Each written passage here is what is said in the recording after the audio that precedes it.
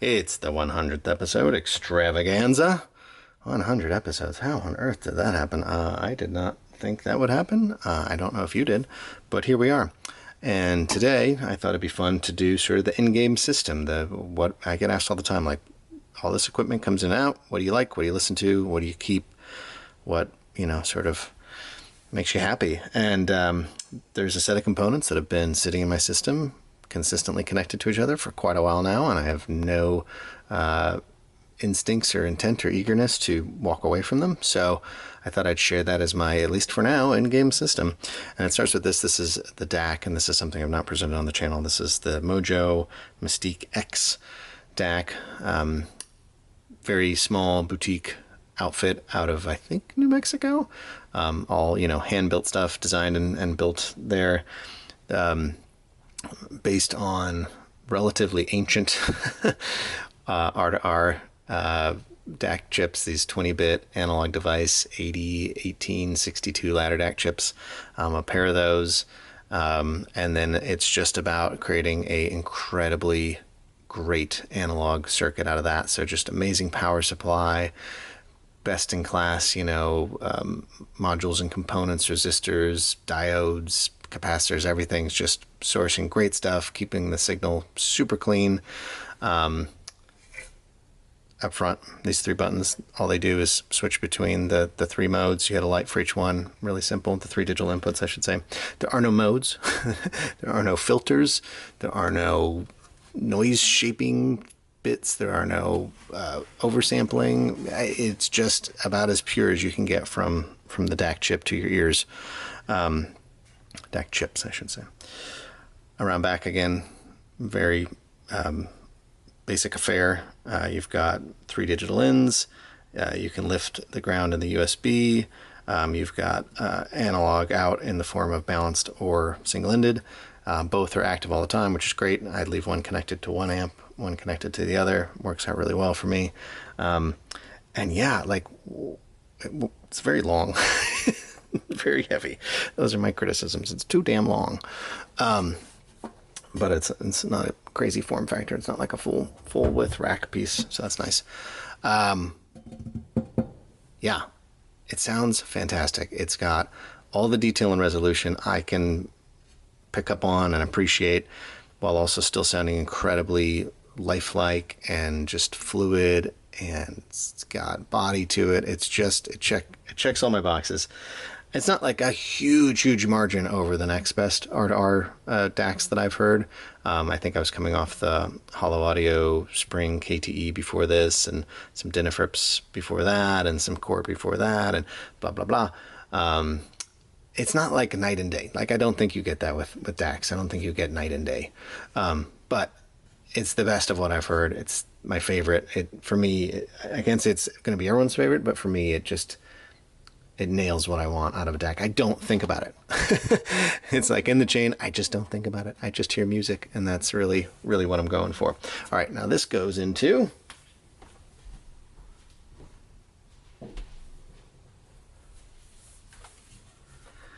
the LTA Z10e. You might remember this from a previous review. I'll try to link to all the reviews. Again, I'm sorry, this is not an inexpensive piece. This stuff is expensive. It's just unapologetically expensive. So I'm sorry if you're looking for like an in-game budget system. This will not be that. This is a bunch of expensive stuff, and it makes me feel a little guilty almost to go through these pieces. But for the folks who've fallen this far down the rabbit hole and think that this is a reasonable amount to invest in audio gear, then carry on. So this guy is another sort of made in America piece based on the ZOTL tube circuit, and I think I talk a little more about that in the review of this. You can also go check out LTA's website for lots of information on it. Not your typical tube circuit. Tubes run forever, very linear. They sound incredible. It doesn't sound tubey. If anything, it sort of splits the world of what you want out of tube goodness and what you expect out of solid state linearity. It's unbelievable, capable of driving about anything. It drives headphones.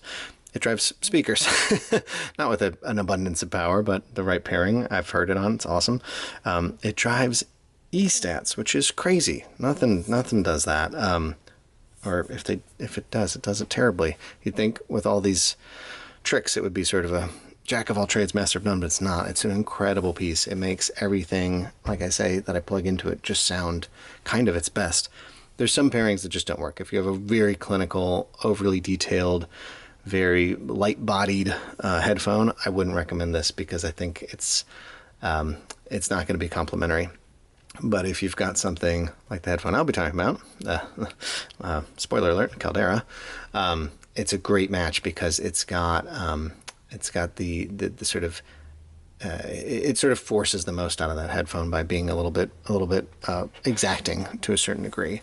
But yeah, it's an amazing piece. Like I said, everything I plug into it I think sounds fantastic. It's got a separate outboard power supply that can, with a nice long umbilical, so you can keep it away and keep the signal like really clean. Haven't really even had the urge to tube roll this thing, partly because I'm not exactly sure. There are input tubes which would probably have some impact. I don't know about the actual power ZOTL circuit and like how that actually responds to tube rolling, since they're using the tubes in a sort of slightly different way. It's got this cool display, and it has a remote if you want. It comes with like a little Apple remote. So cool.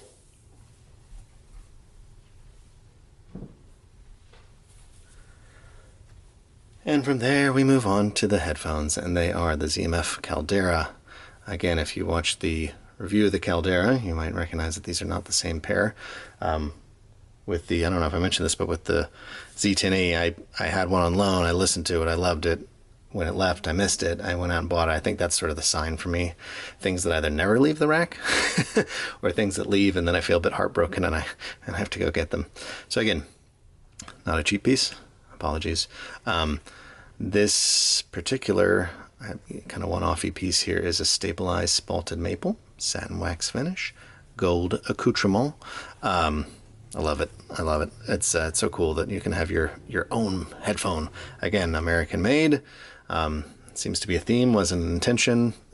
Just kind of where I got. I'm really loving a lot of these boutique US-based manufacturers who are that they're just like aligning with me on like bringing the type of sound that I like together. Again, not always the most performant or pushing the best measurability, but trying to bring forth something that's genuine and delightful to listen to.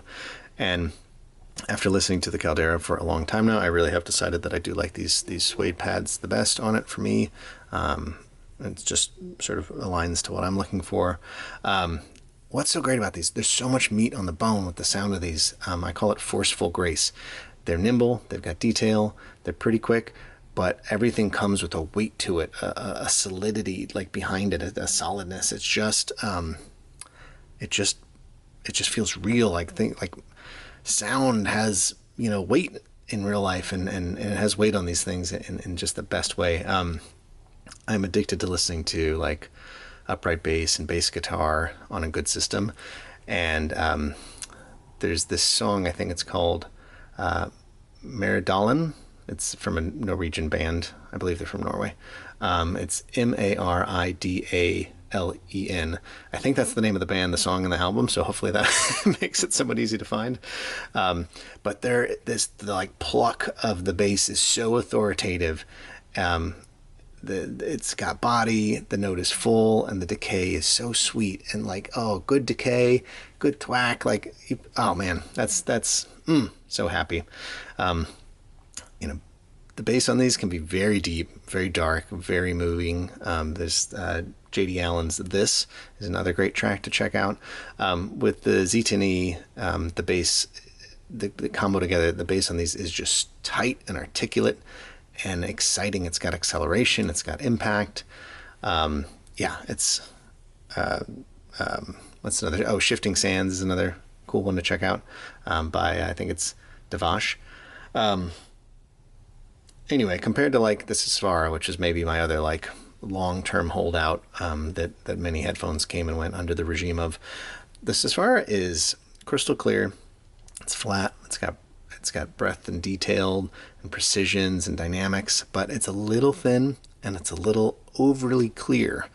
The Caldera has ambiance and weight and emotion and honesty, and those are characteristics that I care more about. I'm willing to trade some of that last tiny bit of sort of detail to get there. But these things have so much detail, so you're really trading very little. Gripe: they're heavy. ZMF headphones are heavy. It's undeniable. Giant chunks of wood here and metal and things. If you're sitting back in your chair just having a listening session, not a problem. But if you're wearing them, looking at a monitor, doing work all day, it can put a little strain on you after hours of listening. Also, they do have the sort of mini XLR connectors, which is okay. I have a few things that use those cables, so it's not the end game. But my favorite are the 3.5 millimeter. They're just really easy to get in and out, and I have a ton of stuff that uses these, and I've invested in nice cabling for it. So even though I have some pretty decent cables from ZMF, I decided to get these little adapters. These are from the Double Helix guy, and they pop in. They pop in super easily, see? They pop in super easily if you know how to point them.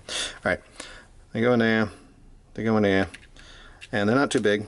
See, they really add very little from the bottom, and then it gets to be a little bit of a longer affair once you get everything plugged in. But they don't feel at all weird to wear, and it's really nice just to be able to swap these in and out of other headphones. This is my super great cable, and this cable is the best sounding on these as well, because this cable tends to sort of bring out a little space between elements in the music. I know, roll your eyes, cable haters. And speaking of cables, I got more stuff for you to hate. I did a comparo on like $50 interconnects and the differences. So it wasn't saying spend more money. It was just saying if you spent the same amount of money, do you hear a difference? And for me, these are the Blue Jean cables, Belden wire cables. And these are what I use between all my components. So there's one thing in the system that's not crazy expensive. Anyway, so there it is. It's the end game. We've done it. I can wind this channel down and just listen to music from now on. Now, I have a couple more videos I need to do before I rest. But anyway, thank you guys so much for watching this one and all the previous ones. And yeah, until next time, this is Sine Craft, signing out.